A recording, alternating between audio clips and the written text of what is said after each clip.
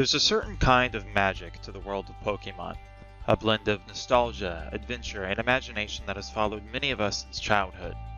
A couple of years ago, I decided to capture that magic in my own way by crafting a fictional timeline of my personal Pokémon journey.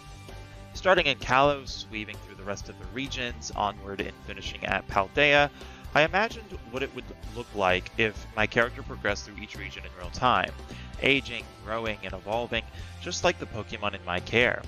It was always a way to make the games feel more alive, more grounded, as though the story didn't reset each time a new title dropped, but continued across years and regions in a single unified arc. But as with any great journey, I wasn't alone for long. What started as a solo headcanon quickly turned into something much bigger. My friends became intrigued by the idea and soon wanted to join in, bringing their own characters, rivalries, and adventures into the fold. We made a Google spreadsheet just for fun, we said, and started mapping out who traveled where, when they went, what Pokemon they caught, and how our characters crossed paths. Before we knew it, we had built a sprawling, multi-year saga, a kind of shared fan-fiction universe that mirrored our real-life friendships in playful and meaningful ways. It became something more than just lore. It became ours. What follows is that journey.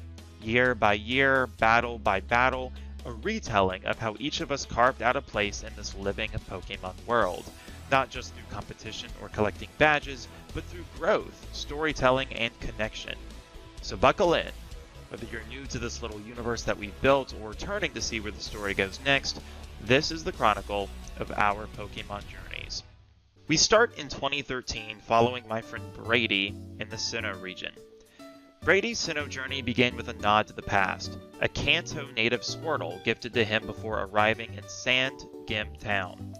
Focused and curious, he quickly caught a wild Turtwig in the early routes near Eterna Forest, seeing potential in pairing both starter types. As his Blastoise and Torterra evolved side by side, Brady's strategies developed depth and adaptability. Around Veilstone, he added a Magby to his team, drawn to its quirky nature and potential firepower. It eventually evolved into a powerful Magmar, who often disrupted enemy momentum with status effects. By the time he reached Pastoria and the Great Marsh, a Yanma joined him, quickly evolving into Yanmega to round out his aerial control. His Bastiodon, caught as a Shieldon from the Oreburgh Mining Museum's fossil program, became a pivotal wall against high-damage threats. Finally, nearing Canalave and Mount Cornet, he captured a Dusclops and evolved it into Dusknoir through intensive training and a rare Reaper Cloth that he won in a contest. By the end of the year, Brady's roster reflected his academic mind, precise, balanced, and rich in variety, even if sometimes over-strategizing got the better of him. Now we have David's Hoenn adventure. It began at full tilt with a Mudkip, chosen more for its coolness than any practical reason. That said, the bond he formed with it through the mud and sweat of Route 101 quickly made it a true partner. As Marshtomp evolved into Swampert, David began forming a team built for brute force and speed.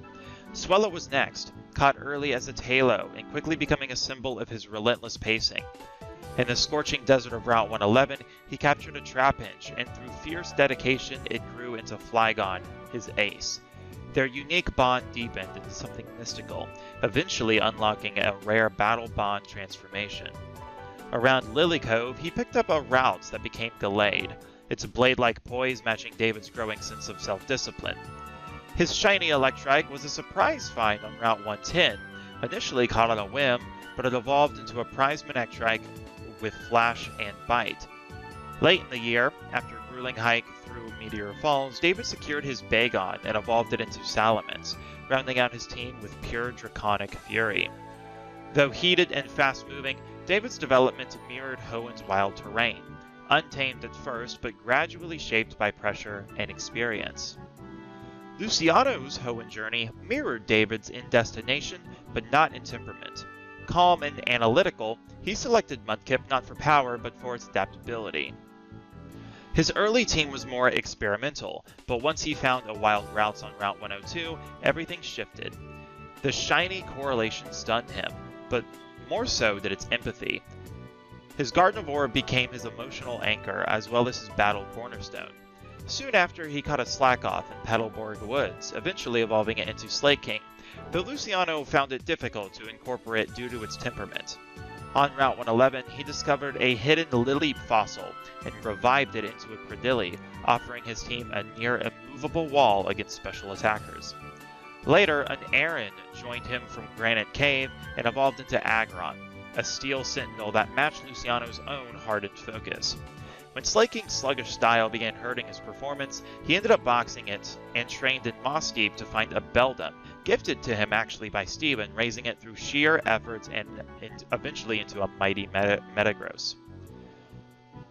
Rounding out his team was a late-game Bagon, evolved into Salamis after he saw how David wielded his with passion. Though their rivalry was fierce, it was also deeply respectful.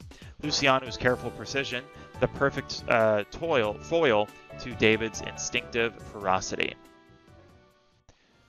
This brings us to Johto. Hayden began his Johto journey the way that you would expect. Half asleep, scarfing snacks, and somehow already ahead of schedule. His Cyndaquil evolved fast, taking down Bugsy's team almost entirely on its own. After visiting the daycare routes, Hayden added an Eevee and decided to evolve it into Espeon, mostly because it looks cool and gives future sight vibes. A trip to Olivine saw him catch a Chinchou that he later traded for a Seadra, evolving it into Kingdra with a dragon scale gift from Carson, his brother. On the cliffs near Blackthorn, a rare Gligar joined his crew and evolved into Gliscor by the end of the year, becoming his aerial ace. Ampharos was raised from a Mareep caught near Violet City, and its calm presence balanced his more chaotic team. A Heracross from Azalea Town rounded out the squad, often his physical nuke when things got serious. Throughout their journey, though, Hayden's shiny Celebi followed silently, stepping in at critical moments to protect him. Never officially caught, but clearly bonded. Tony, ever the provocateur, chose Cyndaquil as well, if for no other reason to mirror Hayden and cause confusion. He caught a Zubat early on, which became a loyal Crobat, and then sought out an Eevee to evolve into Espeon in direct competition. Murkrow, caught in the Burned Tower, became Honchkrow late in the year, and a Scyther from the bug-catching contest became Scizor after evolving it with a Metal Coat. Finally, a Tyranitar, raised from a Larvitar egg near Mount Silver, gave Tony his Dark Titan. Their battles were like watching fireworks and car crashes simultaneously, chaotic, bright, and impossible to ignore. Hayden's brother Carson also began traveling through Johto. His path began in true Carson fashion, goofing off, spouting a bunch of meme and Vine references, and absolutely crushing his first gym. His Cyndaquil, chosen as a joke, evolved into Typhlosion by Ecruteak. Early on, he caught a Sentret that became Furret, a meme pick that somehow landed decisive blows thanks to its unpredictability. Noctowl came next, caught as a Hoot-Hoot on Route 29 during a late-night walk, offering psychic coverage and scout support. He also obtained a spiky-eared Pichu through mysterious means, and though it never officially evolved, it became his chaotic ace, speedy, crafty, and borderline illegal in battle power. Umbreon, his evolution of choice, was raised from an Eevee in Goldenrod and evolved at night, naturally, while his final edition was a Dragonite, caught as Dratini in the Dragon's Den and evolved over the last several months of their journey. His partner Caleb, meanwhile, blazed through Johto with determination and fire, also choosing Cyndaquil and pushing it towards Typhlosion faster than almost anyone. He found a Zubat early that became a speedy Crobat and secured a Phanpy on Route 45, raising it into Donphan. Steelix came through a trade after catching Onix in Union Cave, while Kingdra was earned late in the game after obsessively chasing Horsey and leveling Seadra. Finally, a Heracross joined his team as well after weeks of headbutting trees. Caleb's initial overconfidence, trying to Earthquake a Pidgey, insisting fire moves would eventually melt water types, gave way to humility as Carson's sheer tactical weirdness repeatedly humbled him. They grew close through hardship, loss, and jokes, becoming true partners by the year's end. This brings us to 2014. Carson stayed behind in Johto for another year, not because he had to, but because he wanted to. There was something about Johto's quiet, pastoral beauty that clicked with his deeply chaotic energy. With most of his old team off training and resting, Carson began to re-explore the region with a fresh perspective, seeking out more obscure Pokémon. He deepened his bond with Dragonite, refining their in-battle synergy into something close to telepathy. His spiky-eared Pichu remained his signature partner, winning fans at local festivals, and even being honored in a Goldenrod Museum feature. Brady's year in Kanto was a deliberate change of pace, stepping into the region of legends and nostalgia with the mindset of a scholar and strategist. Leading his team once again with Blastoise, now seasoned and synced with Brady like a second conscience. He caught a Growlithe early on Route 8 and evolved it into Arcanine, admiring its nobility and loyalty. While exploring the Pokemon Mansion near Cinnabar, he found and trained a Vileplume from a wild Gloom, seeking out natural synergy rather than flash. His Pidgeot, caught as a humble Pidgey outside Pallet Town, evolved quickly and became his aerial scout. A bold Nidorino, caught north of Cerulean, evolved into the powerhouse Nidoking after Brady discovered a Moonstone in Mount Moon, adding aggressive coverage to his normally cautious roster. Lastly, while visiting the Safari Zone on a research trip, he caught a Scyther and surprisingly chose not to evolve it, preferring its speed and raw edge over bulk. Brady's Kanto journey felt like a teacher's sabbatical, equal parts field research, self-challenge, and deep immersion in the region that started it all. By year's end, he was giving informal lectures in Celadon on Pokemon ecology and strategy, already earning whispers of Professor Brady among the youth. Luciano's Galar expedition was unlike anything that he had ever experienced, a land full of pageantry, speed, and high-stakes gym challenges that turned battling into a stadium sport. He chose Scorbunny on the outset, though not for its cuteness, but for its agile, striker-like potential. Cinderace evolved quickly into his tactical spearhead, nimble, precise, and always 2 moves ahead. A Rookidee from the early routes became his Corviknight, doubling as both transport and battle signal. In the mines of Galar, he picked up a Duraludon and trained it meticulously, leaning into its typing to counter common threats. He captured a shiny Treepy in the wild area, an event that deeply bonded him to the future Dragapult, who became his wildcard ace. Obstagoon came from an obstinate Galarian Zigzagoon he raised through sheer will, and Appleton was added as a late-season oddity, a goofy, tanky dragon that grew on him with each battle. Galar's culture and performance forced Luciano out of his shell. While he remained composed and reserved on the field, his onstage persona became sharper, more confident. By the end of the year, he was earning sponsors and endorsements, not just for his wins, but for his elegant, high IQ battle style. David and Hayden stormed Sinnoh like a dual-pronged hurricane, each matching the other's intensity but wildly different in approach. David chose Chimchar, seeing Infernape's potential to embody his fiery, fast-paced battle ethic. Early on, he caught a Murkrow, later evolving it into Honchkrow, his intimidation piece. His Gastrodon, caught as a Shellos on Route 213, became his tank and battlefield control expert, while Magnemite from the Fuego Ironworks evolved into a rock-solid Magnezone to resist Hayden's overwhelming offense. Drapion joined him in the Great Marsh, a tricky, unpredictable powerhouse that rounded out his mid-game team. Near the Pokemon League, he caught a Gibble, raising it into Garchomp with intense sparring against Hayden, mirroring it yet never fully matching his partner's own dragon. Hayden, for his part, chose Turtwig for its chunky energy, which evolved into Torterra, the slow but devastating cornerstone of his team. A wild Riolu, found during a training day near Iron Island, eventually evolved into Lucario, forming an intense spawn after Hayden protected it from a group of wild Zubats. Electivire came from a traded Elekid, turning into one of his most fearsome attackers. His Garchomp, caught a bit earlier than David's, became his draconic Juggernaut, often taking the field with eerie calm. Rampardos and Dusknoir rounded out his heavy hitter squad, the former caught as a Cranidos fossil, the latter evolved from a Dusclops caught near Turnback Cave. Their synergy as traveling partners became so potent, they began co-teaching strategy workshops in Hearthome. Between David's passion and Hayden's meme-tier distractions, they somehow became the strongest duo that Sinnoh had seen in years. Tony trailed just behind David across Sinnoh, always lurking, always one step away from causing chaos. His starter was Piplup, chosen less for love and more for its future evolution into Empoleon, which Tony viewed as the perfect foil to David's Infernape. His Weavile was caught near Snowpoint, a blinding fast enforcer used to snipe through weaker teams. Tony also happened to catch a Combee, which he quickly evolved into Vespiquen.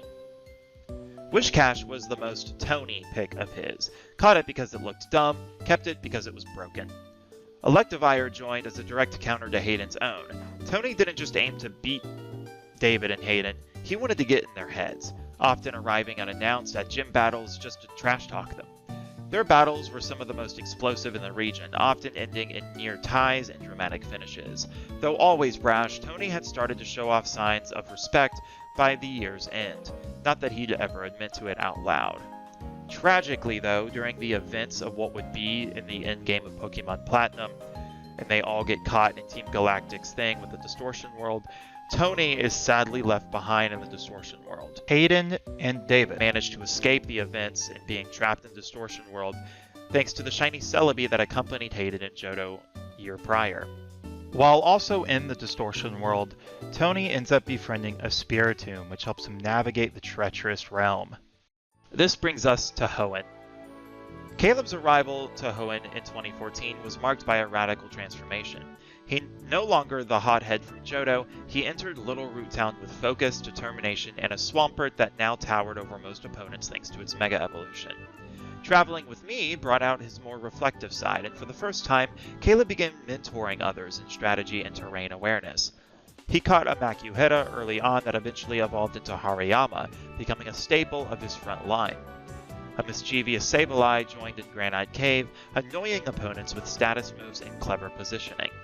His Aggron, a standout from a wild Aeron encounter, quickly became his tank, and eventually gained the ability to Mega Evolve, forming a terrifying steel wall. Near Meteor Falls, he caught a Trapinch and lovingly raised it into a Flygon, seeing a kindred spirit in its journey.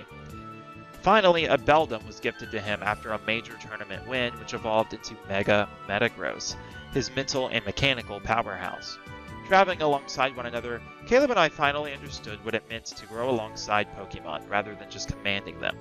Together, us as a duo left a lasting mark on Hoenn, not just as strong battlers, but as a balanced pair and growing friends. This brings us to 2015. Brady took turn to Johto, not just as a traveler, but as a mentor in training. With the experience of Sinnoh and Kanto under his belt, he now approached Pokemon battles with wisdom and patience, ready to test his strategies against a new terrain. Starting with a Totodile that he received from a Johto Professor as part of a research exchange, he raised it into the ferocious Feraligatr, whose sheer force often shocked locals who are used to more gentle starters. His Scyther from Kanto happened to evolve into Scizor early in the year, rounding out his offensive core with its blistering speed and clean execution. Honchkrow, caught as a Murkrow near Ekrutik at night, brought dark-style trickery to Brady's playbook, often confusing opponents who expected him to stay purely logical. He added a Flareon through evolutionary experimentation, giving his team fiery resilience and unexpected status coverage. A Swinub from the Ice Path evolved all the way into a devastating Mamoswine that became his go-to counter for dragons and flying types. And finally, after a long and grueling trial in the Dragon's Den, he caught a Dratini that he trained with care, eventually evolving it into Dragonite just before the year's end. Brady's Johto journey was quieter than most, but by far one of the most refined. He wasn't just battling to win, he was learning how to teach.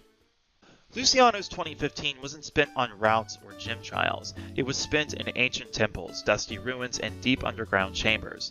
Personally invited by Steven to attend a Sinnoh mentorship under Cynthia, Luciano took on the role of a researcher in Sinnoh's developing archaeological programs. Rather than building a battle team, he studied myth, history, and the connections between Sinnoh's legendary Pokemon and its socio-spiritual culture. He spent weeks in Celestic Town deciphering old glyphs, even traveling to Spirit Pillar, under strict guard, to participate in an excavation near the Hall of Origin. Though he didn't actively battle this year, his work was instrumental in connecting folklore with Pokemon behavior, helping explain the paths of the Lake Guardians and providing insight into the Distortion World's metaphysical imprints on the Sinnoh region. Still carrying some of his Pokemon from the past for protection, Luciano became a respected figure among scholars and trainers alike. Though he wasn't seen in battle stadiums this year, his mind was sharpening in a different way, and the call to destiny was already beginning to whisper from the shadows of Sinnoh's mountains. Now, Hayden and I entered Kanto as an unlikely yet unstoppable duo. Since I've already given you my Kanto team before, let's focus on Hayden's. Blastoise led his charge, steady and unshakable. His Wigglytuff, caught in the early rounds, brought utility and a surprise charm, while Dragonite became his aerial guardian, earned through persistence and wisdom. Gengar, caught in Lavender Town under chaotic circumstances, reflected Hayden's ability to balance light and dark energies in battle. Hitmonchan, earned from a dojo in Saffron, brought fists and flair, and Raichu, evolved from a Pikachu found during a storm, was his reliable finisher. David also arrived in Kanto like a thunderstorm, intense, precise, and always 5 steps ahead. Now serving as my rival, he crafted a team that was equal parts power and nostalgia. A battle-hardened Charizard led his charge, wielding flames with calculated grace. His Alakazam, acquired through trade and honed with brutal psychic focus, became his surgical strike unit. A Vaporeon, his wild card in a team otherwise built for pressure, added flexibility and endurance. Dragonite and Nidoking brought brute force, both trained to handle specific threats in my team, and Raichu acted as his closer, often baiting out a switch before finishing battles with a thunderous sweep. While Hayden and I grew by cooperation, David grew sharper through challenge. Every time we crossed paths, sparks flew, literally and figuratively. Our rivalry pushed all of us into our best forms, and by the end, when we reached the Indigo Plateau, we weren't just trainers, we were icons of a new generation. As I mentioned before, Tony was gone. After the chaotic fallout in Sinnoh the year prior, his final battle left him stumbling in the distortion world, alone, confused, and surrounded by shifting space and ancient echoes. His team was scattered across dimensional rifts. For weeks he wandered without time, occasionally catching glimpses of them, fighting shadows corrupted by energy, or calling out from unreachable ledges. With no way out and no clear rules of physics or battle, Tony had to adapt. He began battling the world itself, bending gravity, warping space, and challenging the illusions that tormented him. Each battle he fought inside the distortion world was half literal, half metaphor, facing the consequences of his pride, his bravado, and his refusal to take things seriously, and yet, slowly, he began to change. The Tony who once taunted his rivals was now speaking to shadows with respect. Whether he'd escape or be lost forever was unknown, but somewhere, in the swirling chaos, a plan was forming. Caleb came to Unova with a chip on his shoulder and something to prove. With his new starter Tepig quickly evolving into a tanky Emboar, he established early dominance in the rugged early routes. Catching a Roggenrola in Wellspring Cave, he eventually evolved it into a Gigalith, one of his most dependable partners. Crocodile was caught as a Sandile in the desert, and its fiery personality mirrored his own ambition and swagger. Sigilyph became his tactical pick, adding psychic control and unpredictability. His Haxorus, a late-game catch from the Dragonspire Tower, embodied his new battle philosophy, power used with purpose. Finally, Bouffalon, caught near Victory Road, became a symbol of bulk and ferocity, a living battering ram that earned him numerous victories. Traveling with Carson again sparked their old rivalry, but now it was more brotherly, a constant back and forth of wit, battles, and one-upmanship that made the entire Unova League take notice. Carson, meanwhile, brought absolute chaos to Unova and thrived in it. With an Oshawott by his side, he set the tone early. Absurd whimsy, serious results. He caught a Dino on a hunch and trained it all the way into a Hydreigon, a dragon of pure power and somehow a mean machine. Excadrill was caught as a Drillbur and evolved quickly into one of his most reliable crushers. Lilligant provided unexpected elegance, often winning battles through sleep, charm, and a bit of luck. Electros was a strange late-game addition, but its levitate surprise and move pool diversity made it a fan favorite in the Unova tournament circuit. Finally, Chandelure, caught in Celestial Tower, became his hidden ace, appearing only when things were dire. Carson didn't just win with strength, he fought with flair, absurd combos, and trolling energy that made him completely unpredictable. While Caleb was going for more calculated power, Carson danced with chaos. Their battles were the most streamed in Unova history, two friends pushing each other with every hyper beam and sarcastic remark. In 2016, Brady and Hayden found themselves entering Hoenn as seasoned trainers but polar opposites in style and temperament. Brady was methodical and thorough, building his team around balance, prediction and layers of defense. He chose Mudkip, his third starter evolution, as both a callback and challenge, eventually raising it into a formidable Mega Swampert. He caught a Surskit on Route 102 that later evolved into Masquerain, offering him unusual mobility and stat trickery. On Route 117, he picked up a Badoo and raised it all the way to Roserade, loving its elegant utility and coverage. In Granite Cave, he revived a Claw Fossil into an Armaldo, stubborn, hardy, and a great fit for Brady's rotating battle plans. Aggron was caught on Jagged Pass, becoming a steel backbone for his team, both literally and tactically. But it was his Latios, found after a brief yet moving side adventure near Southern Island, who gave Brady his most defining battle companion yet, psychic synergy and quiet loyalty that reflected Brady's growth into a leader. Hayden, on the other hand, made the Hoenn journey feel like a summer tour. Wild, hilarious, and sometimes battling in flip-flops, he caught Pokemon based on vibes and made them champions. Absol was his first catch on Route 120, and he treated it more like a misunderstood goth bestie rather than a battler. Yet it was devastating in doubles with Brady's Roserade. A Lotad that he danced with in Slateport evolved into Ludicolo, their constant groove making even losses look like wins. He met Beldum near Moss Deep and decided to raise it, but it quickly became Metagross, a juggernaut that obeyed him purely out of mutual chaos. Reviving a Claw Fossil alongside Brady, he raised his own Armaldo and named it. Milotic was found and evolved with intense effort after discovering a Feebas in Meteor Falls, and the Beauty to Beast transformation mirrored Hayden's own ability to flip the switch when serious.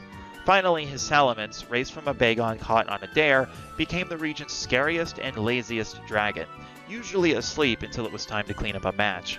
Their bond as travel partners was seamless. Brady's strategies set the tempo, and Hayden's instinct broke it wide open.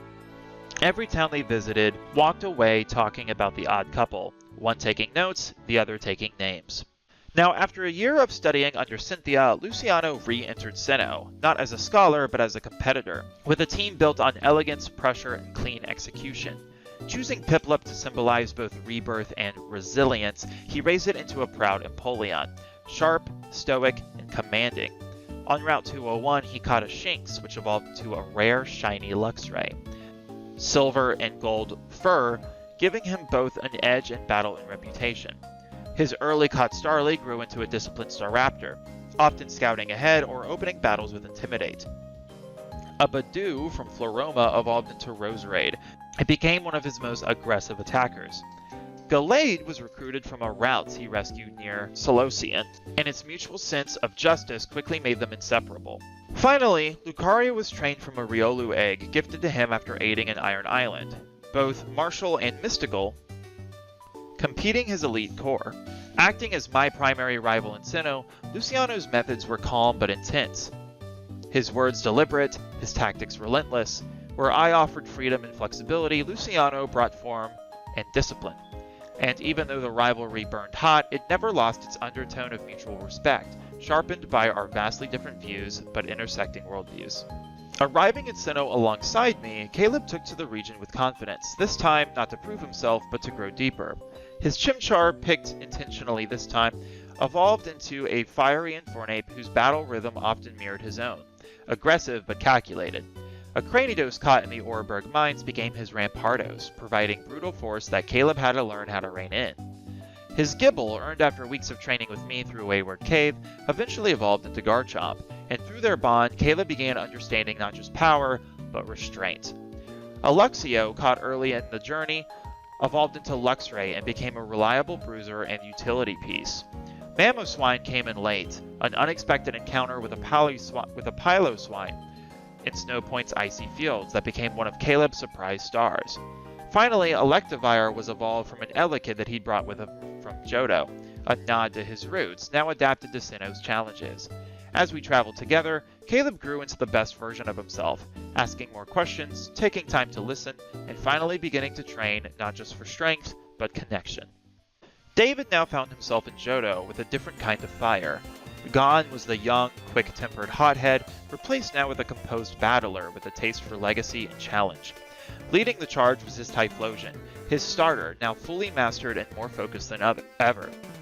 A Mareep from Route 32 had evolved into Ampharos, whose consistent utility became David's secret weapon against flyers and sweepers. Kingdra, caught by raising a Horsey from the Whirl Islands, became his main source of type flexibility, ranged, swift, and hard to predict. Espeon returned as his psychic backbone, evolved from an Eevee raised at night through sheer care.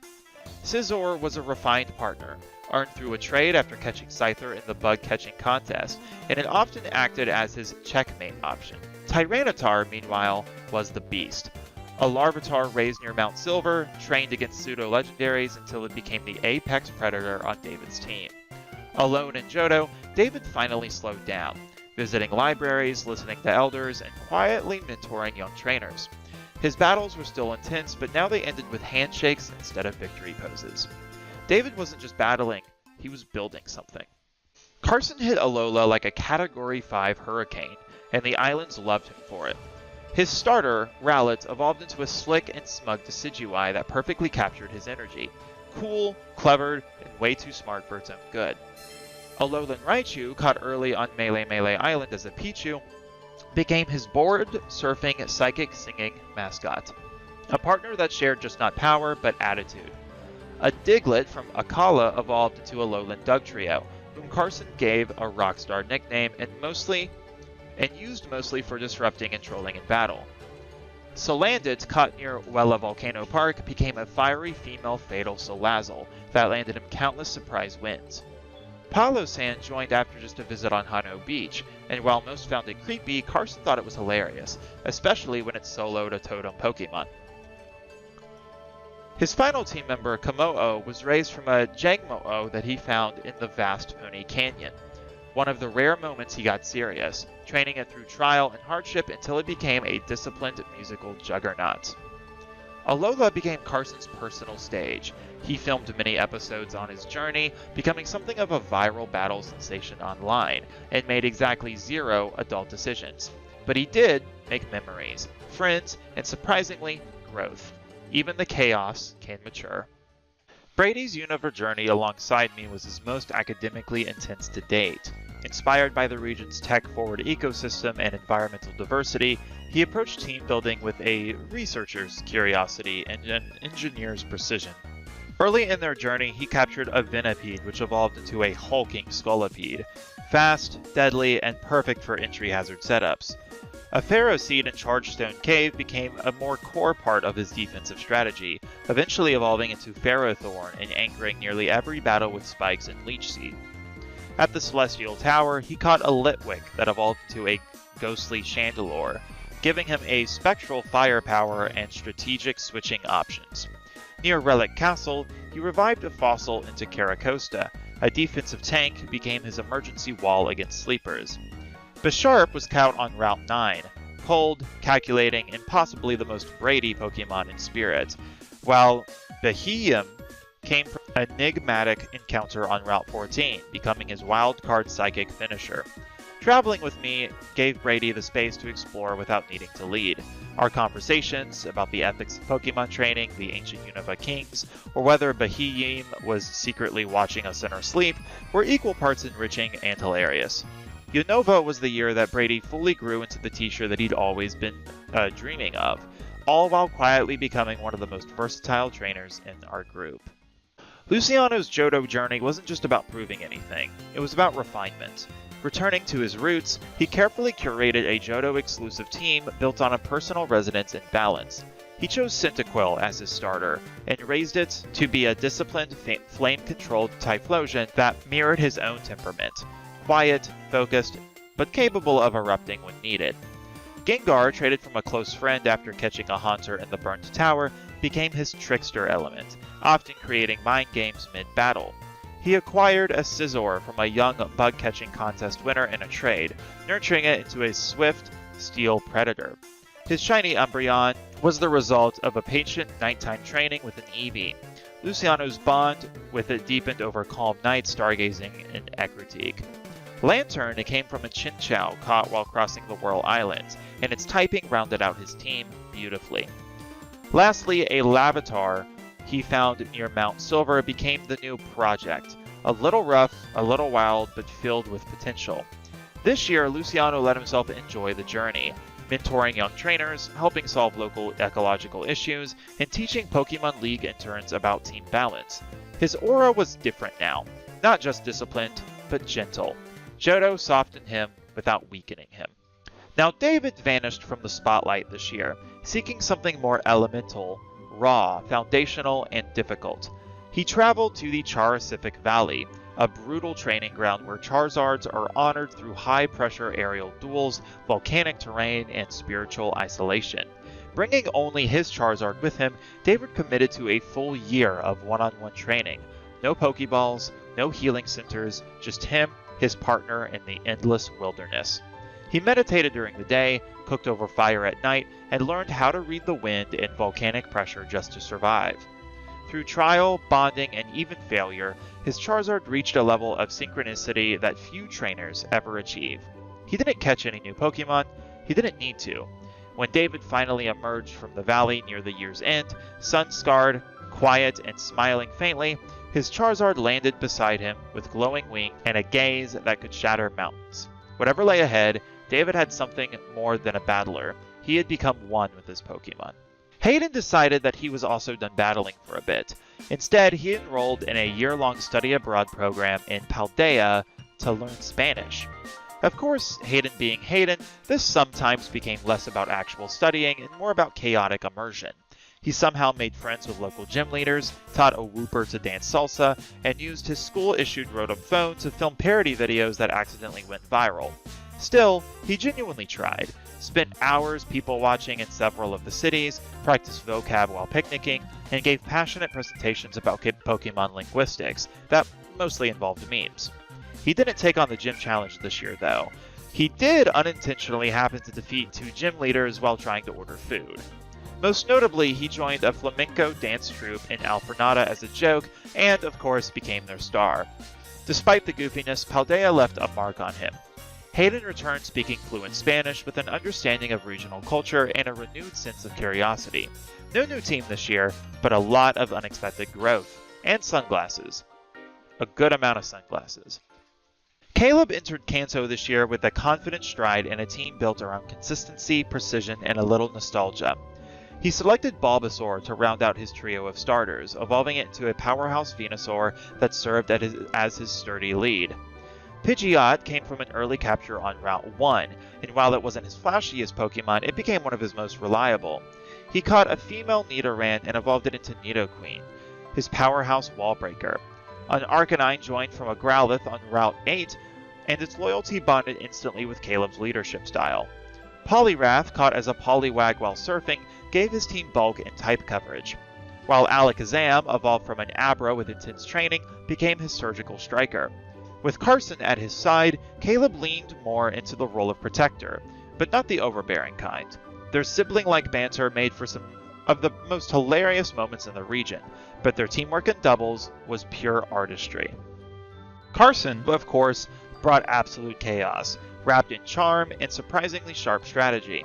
Choosing Charmander and raising it into a sleek Charizard, he immediately made it his new poster Pokemon, even giving it its own theme song. Badly sung, of course.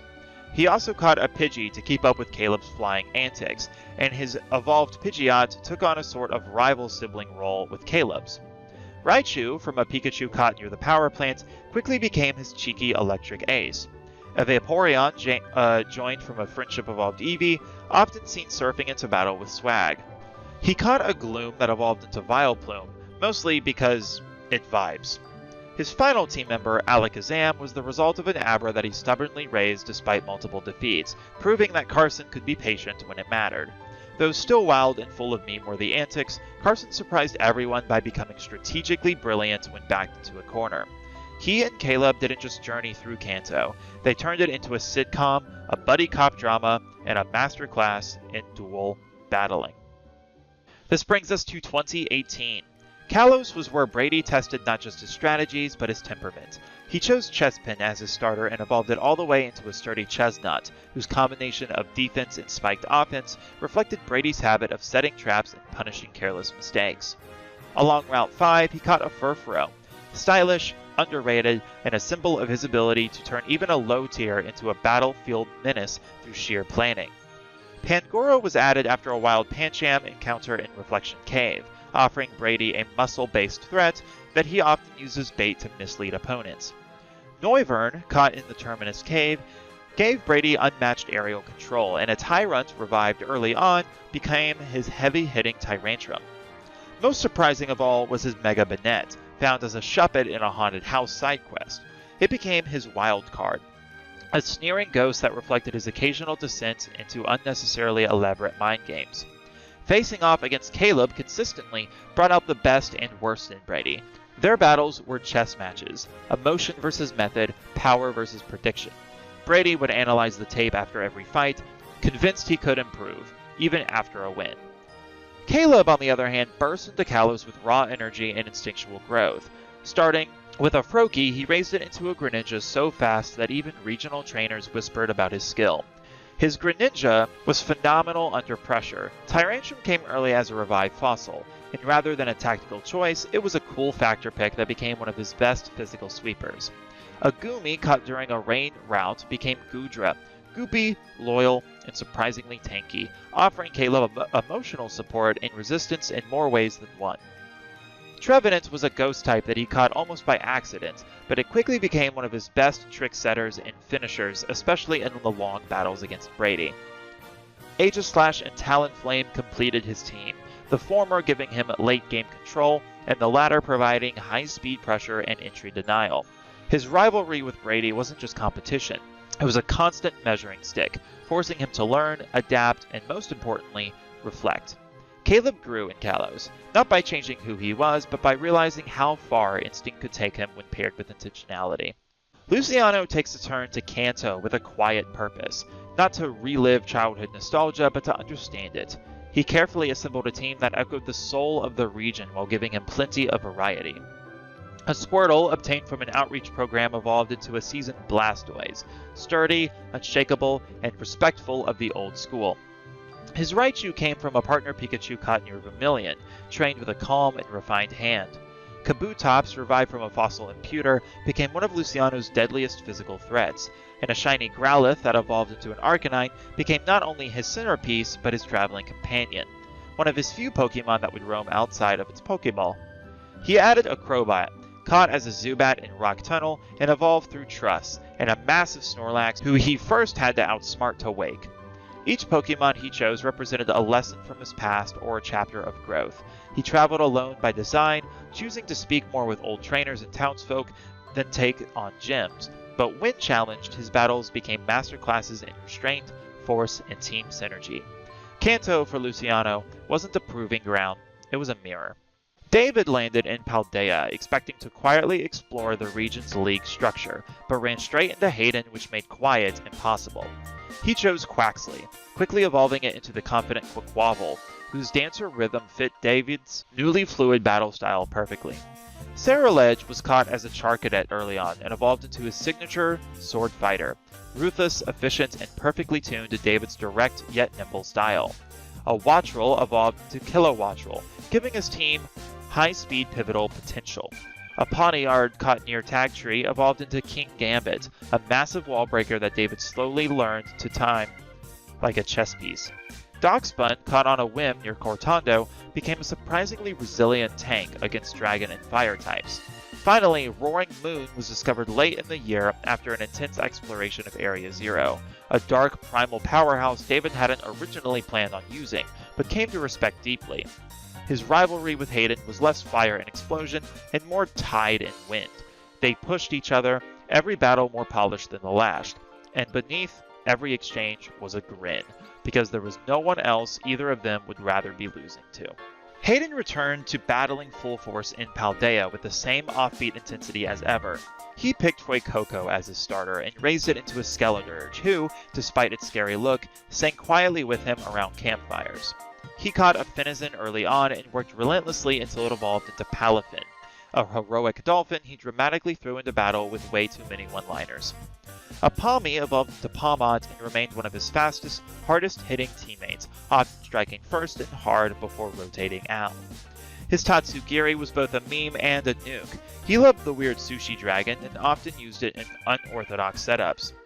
Tinkaton was caught after an amusing exchange in Glacedo and became both comic relief and his revenge Pokemon. Hayden declared every KO she got as bonking bad vibes. King Gambit came late as a response to David getting one, but Hayden's was trained completely differently, built for last stand victories with risky gambits. Their rivalry crackled with humor, side bets, and more than one gym battle that got stopped because the audience was laughing too hard. Paldea, through their eyes, became a playground for genius. Carson arrived in Sinnoh with zero expectations and somehow turned the region into a personal TV show. He started with Piplup that became an unexpectedly chill Empoleon. Staraptor came from the Starly he fed on the road and became his loyal taxi service and lead attacker. Roserade was caught early as a Badoo and evolved naturally over time, giving Carson a rare touch of elegance in his usual chaos. Garchomp was raised from a Gibble that he found by accident in the Wayward Cave. He made a whole vlog series out of training a land shark that tries to eat me daily. Milotic came from a Feebas that he bet he could evolve under 10 days. It did.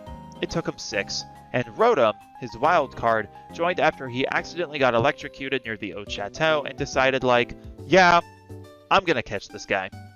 Carson's Sinnoh journey became a series of bizarre, touching, and sometimes absurd events, rescuing baby Bidoofs, crashing a fancy garden party with Roserade, and convincing Rotom to haunt a rival's Pokédex mid-battle. Despite all of that, or maybe because of it, Carson became one of Sinnoh's most unpredictably dangerous trainers, like a comedian with a black belt. This takes us to 2019. Brady and Caleb's partnership in Alola was a revelation to both of them. Brady had expected to do most of the planning, but Caleb surprised him with how well that he held his own. No longer just a hot-headed brawler, but a dependable and focused strategist. Brady started with Litten, evolving it into an Incineroar that became the heart of his team. Flashy, fiery, and theatrical in a way that Brady never thought that he would enjoy. A Turtonator found near the Wella volcano gave him new defensive strategy and angles to play with, while the shiny gumshoes he caught on Melee Island became his personal detective mascot, always prowling nearby when not battling. Vikavolt was raised patiently from a Charge-a-Bug, becoming one of his strongest long-ranged attackers. An Alolan Mug proved him a surprisingly tanky disruptor, absorbing status and outlasting tricky opponents. His final partner, Naganadel, came from a mysterious ultra wormhole encounter, a strange, elegant force of destruction that Brady gradually tamed, intrigued by a balance of alien logic and raw emotion. Caleb, by contrast, approached Alola like an adventure film. He chose Rowlet and raised it into a calm and collected Decidueye, whose silence matched Caleb's newly acquired humility. A Grubbin he caught early evolved into a Vikavolt as well, forming a fast-paced and precise tag duo with Brady's. Golisopod came from a quiet beach encounter and quickly became his clutch escape artist. Its first impression became infamous among local trainers. Salazzle, caught after chasing down a particularly sassy Salandit, added venomous flair to his team, often battling opponents who underestimated her speed.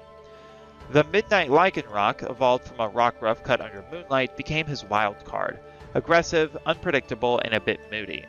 Lastly, a Mudbray evolved into Mudsdale, providing a reliable bruiser with unshakable stamina. Traveling with Brady helped Carson learn how to be intentional with every choice, both in and out of battle. Together they explored Alola's beauty, battled Tapus, and completed the island trials with perfect rhythm. Brady the planner, Caleb the force. What started as a team-up became a friendship rooted in mutual respect. Luciano now returns to Sinnoh, with more purpose than ever before. Having spent years studying regional myths and Pokemon lore under Cynthia, he now embarked on a private mission, investigating dimensional distortions around the Spear Pillar and Turnback Cave. Rumors of a soul trapped in the distortion world had reached him, and though few took it seriously, he couldn't ignore the fragments of psychic energy and broken time readings that pointed towards one name: Tony. What followed was part expedition, part spiritual journey. With his Lucario, Gallade, and Empoleon by his side, Luciano navigated temporal echoes, solved unknown puzzles in the Sindoff Spring, and finally forced open a rift using a combination of psychic resonance and ancient unknown texts. Deep in the distortion world, he found Tony. Older, scarred, but alive, and changed. Tony had learned to survive in the broken laws of space, but the desperation to escape had formed a connection to something beyond: Jirachi, the Wish Pokemon. Whether Jirachi had heard his unconscious hopes or was watching over him all along, it appeared during the collapse of the rift, shielding both boys as they returned to the real world. Luciano took time to help Tony recover, offering quiet companionship rather than questions, and Tony changed. His usual rage-baiting humor softened a bit, though not completely. There was a lot more weight to him now, an awareness of what it means to be truly alone, and somewhere, not far, Jirachi continued to watch, perhaps the only being who truly understood the kind of wish Tony had made. David entered Galar with fire in his heart and a full-on let's get serious mindset. Choosing Grookey, he raised it into the ferocious Rillaboom, aggressive and rhythmic, often setting the tempo of every battle. On the Galarian plains, he caught a Galarian Ponyta that evolved into Rapidash. Its elegant strength reflected David's developing restraint and flair.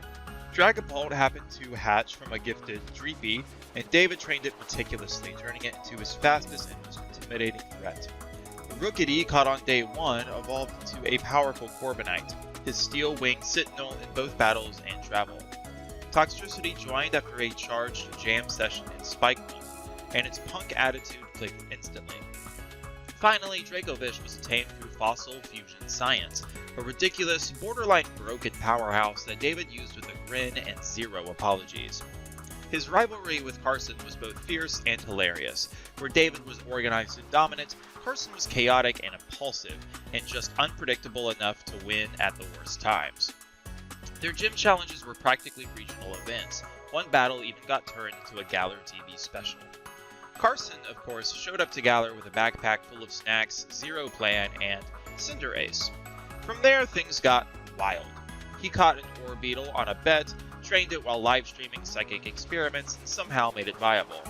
Dreadnought joined after Carson tried to surf without a board and got bit, turning that accident into a lifelong partnership. Appletongue was raised from a gift, and he treated more like a pet than a fighter, until it one-shot a champion hopeful with Apple Acid. His Toxtricity was recruited mostly because he wanted to form a two-man punk band with it. They played once, loudly, and were never invited back. Sandaconda was caught during a sandstorm that Carson said felt like destiny, and it became a surprise closer in many matches. Despite all of his antics, tripping in front of Chairman Rose, doing push-ups before gym matches, somehow winning with his eyes closed, Carson rose to be one of Galar's most surprising challengers. His rivalry with David brought out his sharpest instincts. Beneath the chaos, he was damn good, and Galar took notice. Hayden extended his Paldea for another year of language and cultural immersion. Now conversationally fluent, he leaned more into local life, volunteering with Pokemon rescue teams, mentoring school children in Messagoza, and filming side projects about Paldean humor versus Cantonian humor. Though he didn't travel with a battle focus this year either, he still trained casually. His Skeledirge occasionally sparring with local challengers, while Hayden lazily gave commentary like a sports announcer. He developed an odd cult following online for his breakdowns of Tinkatongue bonk mechanics, and once accidentally inspired a fashion trend after wearing a mismatched uniform and calling it intentional. Paldea had become home, or at least a second one, and while others were pushing their teams to the limit, Hayden was pushing culture, community, and language, and doing so with the kind of effortless charisma that only he could pull off. Brady didn't need another badge. What he needed was depth. So in 2020, he returned to Sinnoh and began a 4-year internship under Professor Rowan. While others roamed wild terrains and trained for battle, Brady buried himself in field research, Pokemon biology, evolution mechanics, and even cross-regional migratory patterns. At first, his methodical nature made him a perfect student, but slowly the region began to shape him. He formed relationships with wild Pokemon, mentored young trainers across the region, and eventually co-authored a paper on the behavioral patterns of the Mega, inspired by his own from his journey years earlier. Over time, Rowan began referring to him not as an assistant, but as a colleague. By 2024, Brady wasn't just playing Professor, he was one, and though his name might not have had the flash of a champion, within research circles, Professor Brady had become name of respect. Luciano arrived in Alola with a quiet smile and a team unlike that he had built before. He started with Rowlet, drawn to its calm demeanor and aerial grace, and raised it patiently. Though he could have rushed its evolution, he didn't. Rowlet stayed Rowlet for months, perched calmly on his shoulder, listening. That patience defined his whole journey. An Alolan Marowak joined his team after an eerie encounter near Wella Volcano, its bone flames flickering in rhythm with Luciano's thoughts. Apollo Sand rose from the shores of Hano Beach, proving both defensive and mystifying, while Alolan Sandslash came from the Frosty Summit encounter on Mount Lanakila, becoming his agile surprise pick. A shiny Beware, caught after protecting a wild Stuffle from poachers, became his emotional anchor, fierce, protective, and oddly cuddly. Lastly, he added Toxapex after encountering it while studying coral reefs. Its silent loyalty fit Luciano's need for balance and control. Throughout his Alolan travels with me, Luciano loosened up, dancing at festivals, quietly sharing poetry at night, and even cracking the old occasional deadpan joke. This wasn't a journey of conquest, it was one of communion, both with nature and a close friend who never demanded anything from him except presence. David found himself in Kalos with a hunger to refine, both his battle philosophy and a sense of personal identity. Starting with Froakie, he raised his Greninja into a partner that didn't just mimic his movements, but mirrored his growth.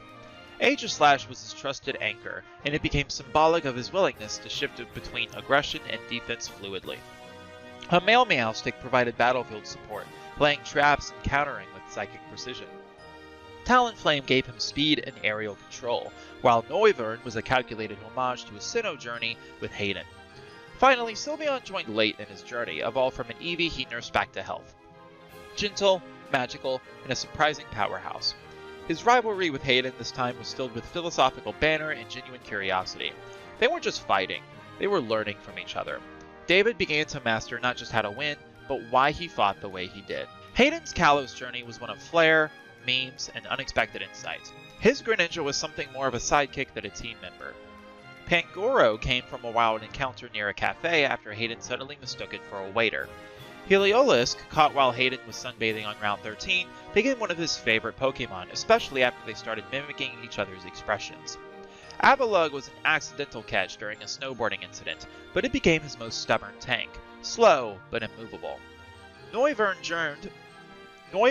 joined again as a nod to the one that David has used, while Aegislash, yes, also an Aegislash, became Hayden's answer to their psychological mirror match. Their battles were loud, witty, and incredibly tight. Hayden would pretend to fall asleep mid-fight, only to launch into a sudden counter-sweep. But when he won, or lost, he would shake David's hand and say, "Nice, let's do that again." Kalos reminded Hayden that being silly didn't mean being shallow, and that somewhere behind the one-liners, he really did care about being great. After escaping the distortion world and resting in Sinnoh, Tony needed something fiery, something real. So, he went to Hoenn. It was loud, wild, full of trainers to annoy and gyms to break.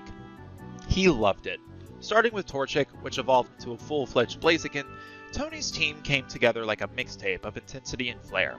Gardevoir joined from a rare Routes encounter near Petalburg Woods, pairing elegant psychic power with brutal control.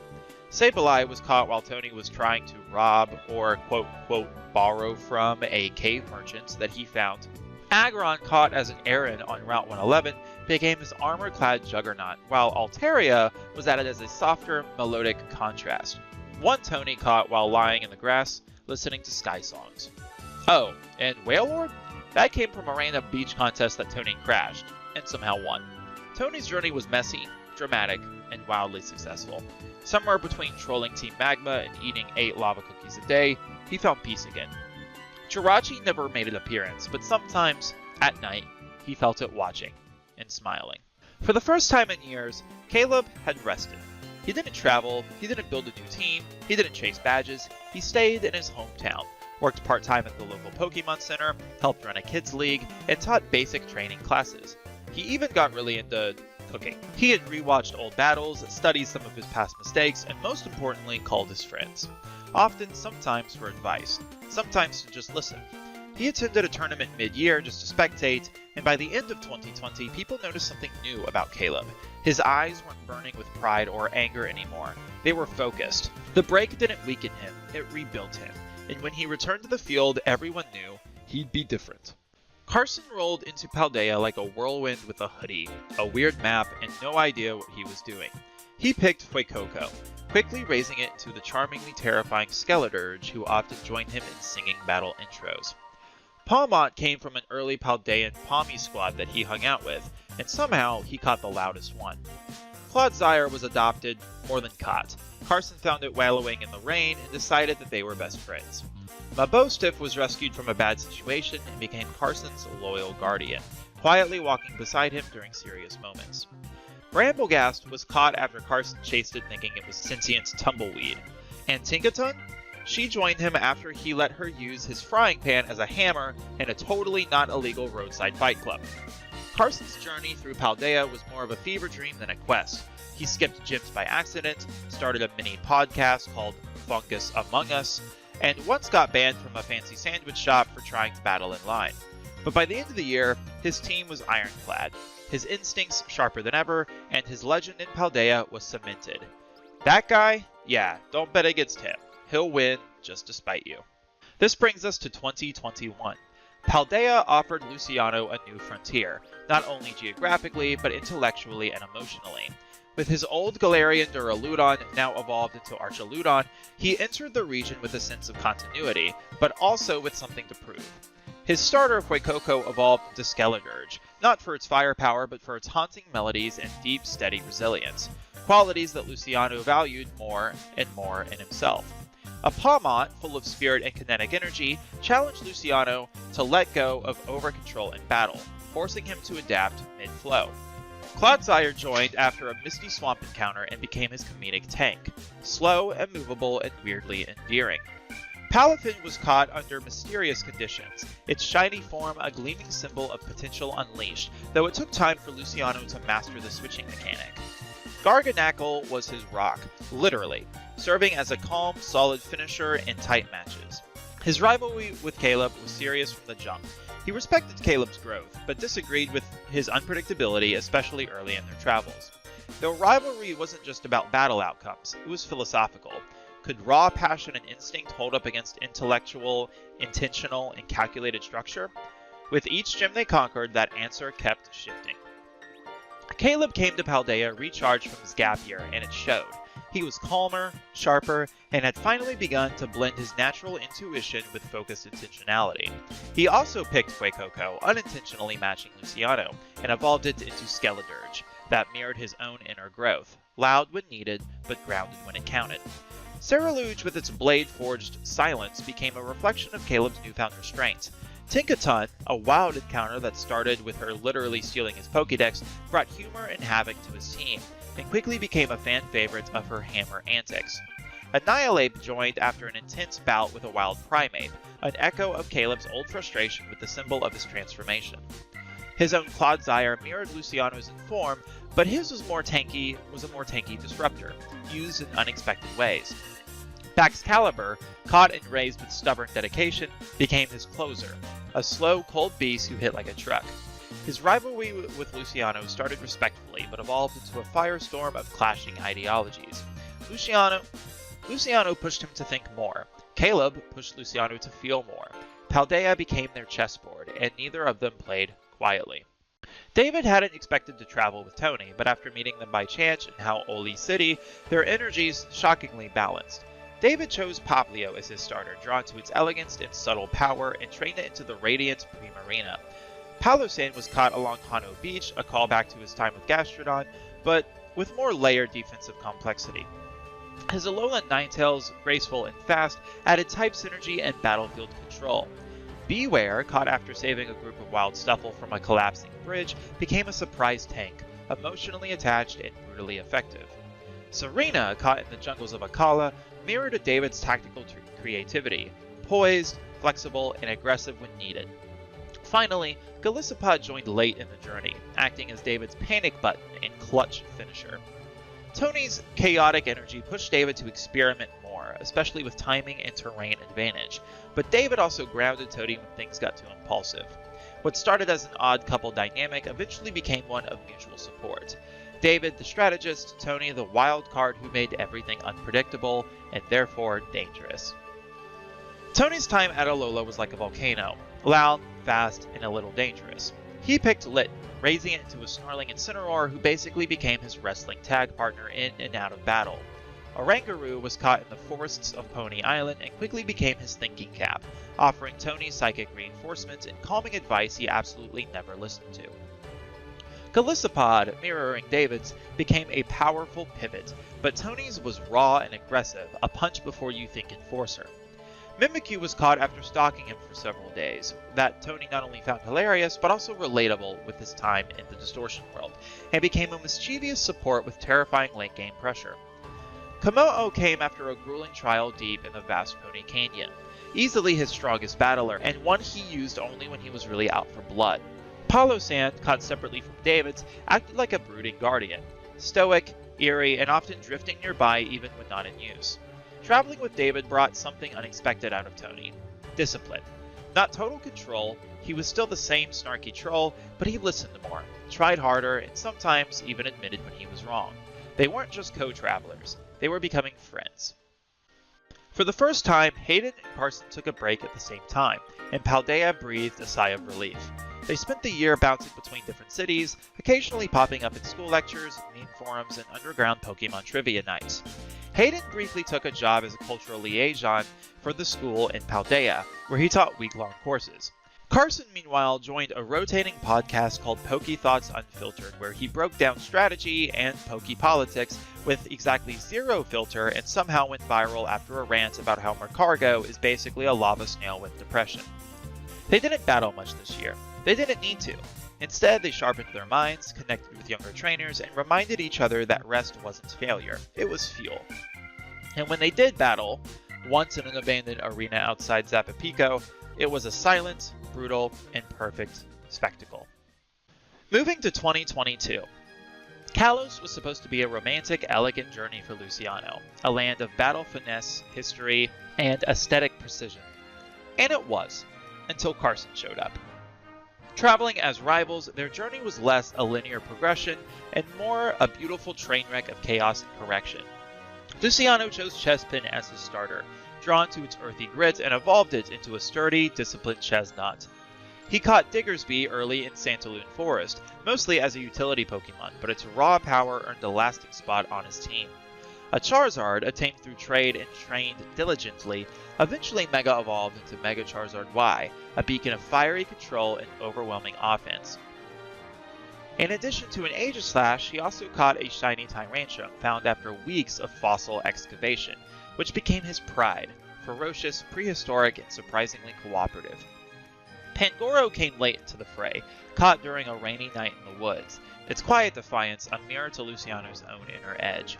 As a rival, Carson forced Luciano to constantly adapt, to unlearn rigidly, and embrace unpredictably. Their clashes were unforgettable, and each win or loss carried deeper meaning than just the badge. To Carson, Kalos was basically a giant, beautiful theme park with way too many rules, and he was there to break them all. He picked Finnegan on a whim, and evolved it into the sassy, powerful Delphox that rarely listened unless bribed. Sylveon came from an Eevee gifted by the local cafe, and evolved after Carson spammed affection like it was a rhythm game.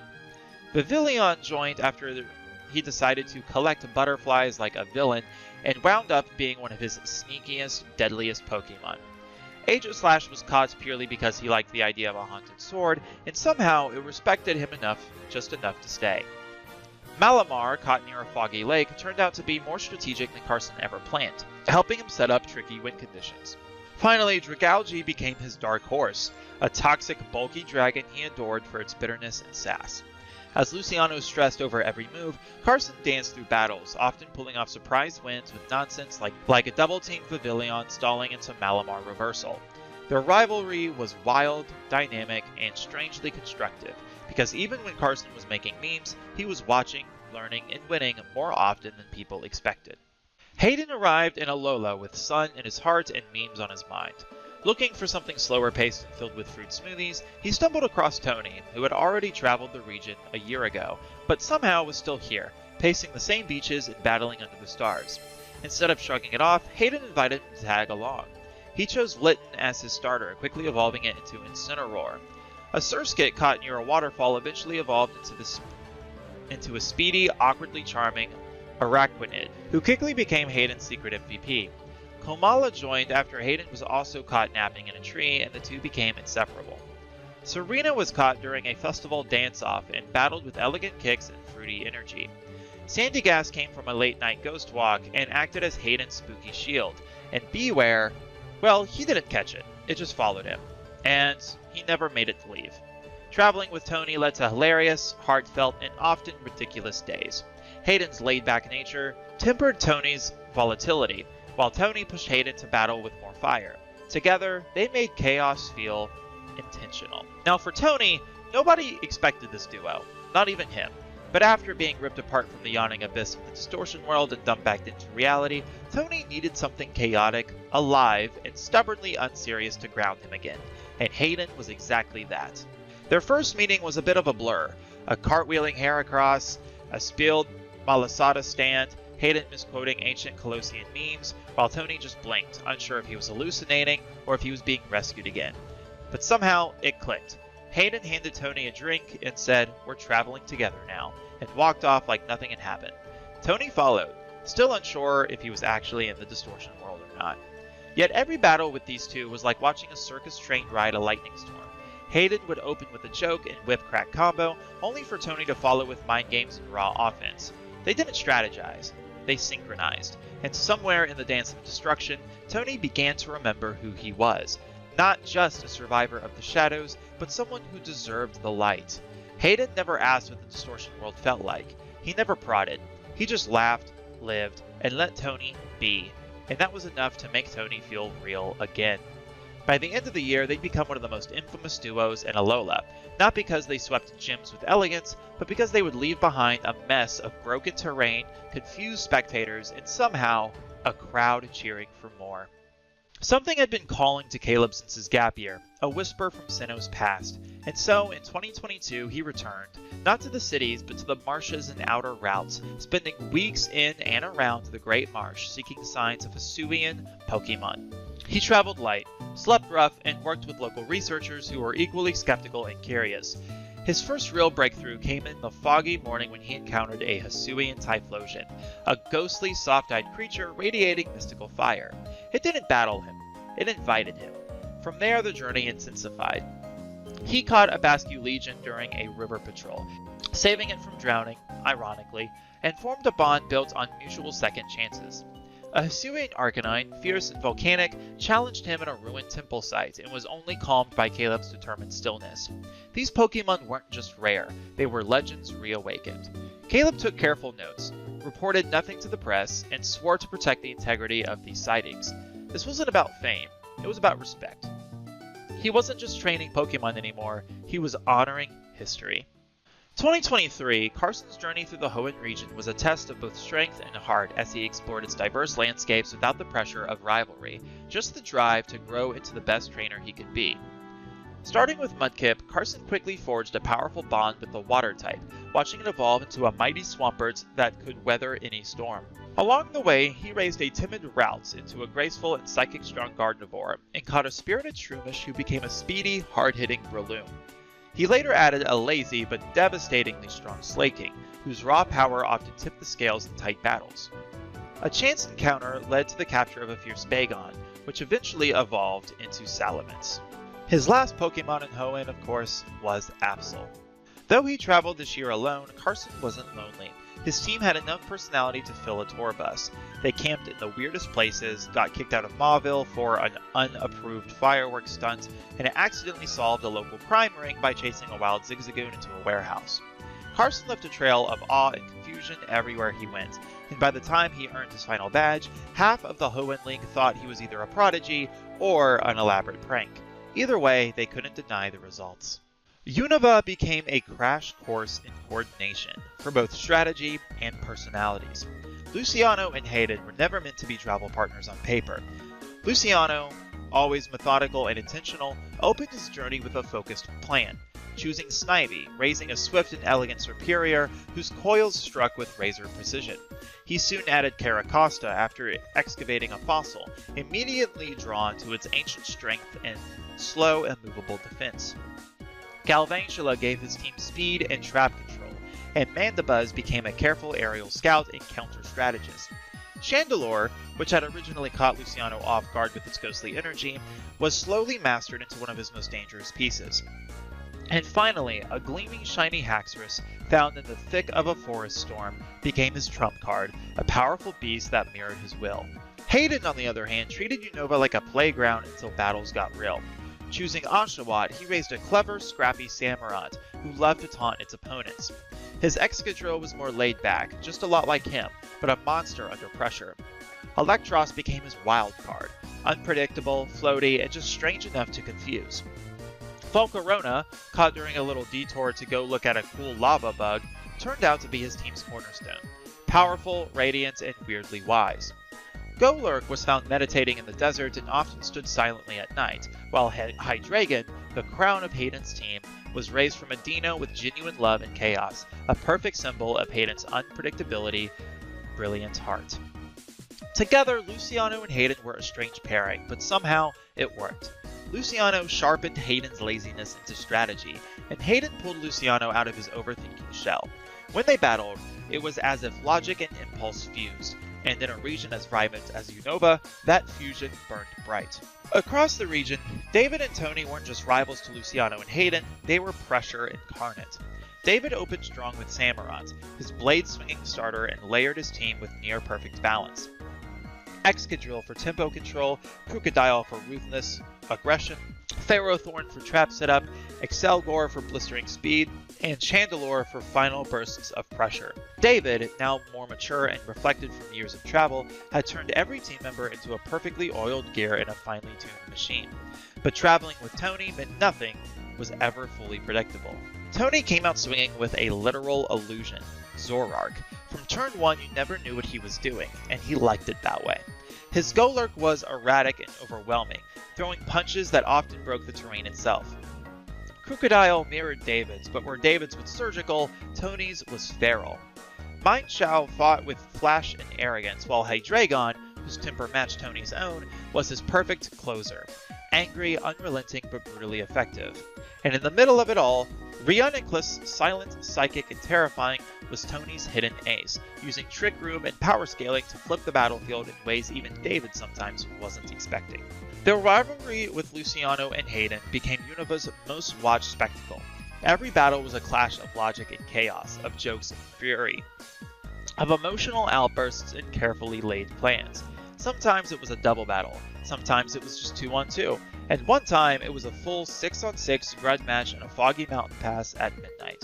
No one won that one decisively, but they all walked away with respect, and fire in their eyes for next time. Next, in 2024, we have Brady, Hayden, and Caleb. When the three of them arrived in Galar, it was clear that this wasn't going to be a typical journey. Brady, freshly certified as an official Pokémon Professor after years of research in Sinnoh, had come not just to explore but to observe and document the regional battle ecosystem. Hayden came for the vibes, the food, and maybe to Dynamax and Darmanitan just to see what happens. Caleb, after his ancient Hisui research and time off, was eager to get back in the game and test his sharpened instincts on Galar's elite. Together they made a strange but unforgettable team. Brady, now more composed and quietly confident than ever, started with Cinderace, a fire-type symbol of both speed and stage presence. Centiskorch was one of his early matches, raised with scientific precision and treated like a living combustion engine. His Grimmsnarl, caught after intense effort in Glimwood Tangle, represented Brady's willingness to control chaos rather than avoid it. Arctovish was added after a chilly fossil expedition gone wrong, and quickly became a tanky meme on his team. Urshifu's Single Strike, obtained after a rigorous training journey to the Isle of Armor, became his hardest hitter, and his shiny Dragapult, lovingly raised from a Dreep he caught years ago, now gleamed as the jewel of his team. Strategic, swift, and symbolic of everything that he had grown into. Brady observed more than he battled, but when he did battle, Galar took notice. Hayden, being Hayden, caught Pokemon the way people collect weird snacks. His Cinderace was loud, stylish. His Galarian Darmanitan was a reckless ice grenade who sometimes acted before Hayden gave commands. Hatterene, which took 9 months of delicate coaxing to train properly, balanced the team out with quiet psychic presence. Graplocked, caught during an accidental fishing trip, where Hayden fell into the water, quickly became a close-range powerhouse that Hayden adored for its dramatic entrance poses. Flapple was chosen purely because Hayden liked that it was both a fruit and a dragon. His final member, Duraludon, mirrored Brady's old Archaludon and became Hayden's reliable anchor when battles got messy. Traveling with Brady brought out his thoughtful side. Traveling with Caleb brought out his competitiveness. In the middle of both, Hayden became more intentional, without losing his flair. Caleb returned to the battlefield, where a fire he hadn't felt since Paldea. Choosing Rillaboom as his starter, he trained it to be a rhythm-based brawler, calling it his drumline ace. Dreadnought was caught early and became his go-to defensive unit, especially in light terrain. Toxtricity added spark and swagger to his team, reflecting his duality of instinct and growth. Dracovult, pieced together from fossils with Hayden's questionable help, was raw and wild but had terrifying potential. Dragapult was raised to counter Brady's, creating some of the best sparring matches on the team, but it was his Archaludon that evolved from the Duraludon that he had seen from Brady's journeys and team that became the symbol of return. Tough, futuristic, and brimming with focus. Traveling alongside two different kinds of mentors, Caleb learned how to lead and follow, how to strike hard and still pause for strategy. Galar was never ready for them. Whether it was Brady giving lectures to crowds of curious trainers after gym battles, Hayden convincing a stow-on-side audience that Flapple was top 10 dragon types for emotional support, or Caleb pulling off back-to-back upsets against regional pros, the trio became legends, not because they were perfect, but because they balanced each other. One professor, one jester, one firebrand, and together they redefined what it meant to travel again. By 2025, Brady had already earned the title of Pokémon Professor, but for him, academia wasn't a retirement, it was an expansion. He was offered to teach in Paldea, a position that he accepted on one condition, that he wouldn't be confined to lecture halls and textbooks. If he was going to teach, he needed to live the journey with his students, to battle, to lose, to study, and to grow in real time. Paldea, with its vast open world and paradox-laden ecology, became his laboratory. He chose Fuecoco as his starter, a slow, dopey little fire croc that reminded him not of strength, but of potential. That same Fuecoco would eventually become a Skeledirge, a fiercely loyal ghost firewall whose haunting melody often echoed through the wilds as Brady trained late into the night. Armarouge, caught after intense searching near Area Zero, became a partner in strategy, combining offense with tactical spacing like few others. Lokix, small but swift, appealed to Brady's love for underappreciated strength. Its constant darting motion reminded him of some of his own earlier battles, frenzied, messy, but smart. From the forests of Tagtree Thicket came Grafaiai, a Pokemon that Brady spent weeks observing before attempting to capture. Its unorthodox tactics, marking opponents, controlling tempo, and even disrupting held items made it a perfect puzzle piece for his battle style. His Kingambit, evolved from the very same Bisharp that he had trained back in Unova, had long been a staple in his collection of strategic anchors. Now fully evolved, it served as a late-game win condition, often cleaning up battles with brutal efficiency. Finally, Palmot came unexpectedly, captured more out of curiosity than necessity, but trained it into one of his most agile and reliable pivot options. Brady's presence at the Academy quickly became legendary, not because of his title, but because he walked the walk. He gave lectures between gym battles, helped students reconstruct strategies after crushing losses, and frequently appeared out of the wild with notepads, field equipment, and his entire team at his side. He was both the mentor and the competitor, respected by teachers, feared by challengers, and admired by the next generation. Paldea didn't just offer Brady another region to conquer, it offered him a stage to become who he was always meant to be, a professor in motion. A scholar with scars, and a trainer who never stops battling, inside or outside of the classroom. Looking back, it's incredible to see how far the story has come, not just in terms of regions and Pokemon, but in the way it's grown to reflect the people behind the names. Each adventure we wrote mirrored something about ourselves, our personalities, our aspirations, our sense of challenge and wonder. Some of us charged into new regions with fire in our eyes, ready to take on rivals in the Pokemon League. Others took slower, more thoughtful paths, drawn to study, to discovery, to understanding the world that we were building piece by piece. And yet, no matter how different our approaches were, it all came together into something surprisingly coherent, a shared mythology, spanning over a decade of imagined time, grounding in a friendship that's very real. As of 2025, Brady still has taken on the role of Professor in Paldea, shifting from adventurer to mentor. Others are still journeying, still evolving. Some return to old regions, drawn back by memory or unfinished business. Others move forward, eyeing distant lands or untold challenges. The truth is, the story was never really about becoming champion. It was always about becoming something more, about writing our own legends, about growing up without ever fully letting go of the joy and wonder that drew us to Pokemon in the first place. And even now, with this chapter closing, we know that the journey isn't truly over. There are always more stories to tell, more paths to explore, more trainers to meet, and more Pokemon to discover. If you've made it this far with us, thank you! And if this inspires you to start your own journey, your own headcanon, your own shared story with friends, then you've already taken your first step. Because no matter how many years pass, or how many regions we cross, one thing will always remain true. The world of Pokemon is vast, full of wonder, and waiting for you to begin.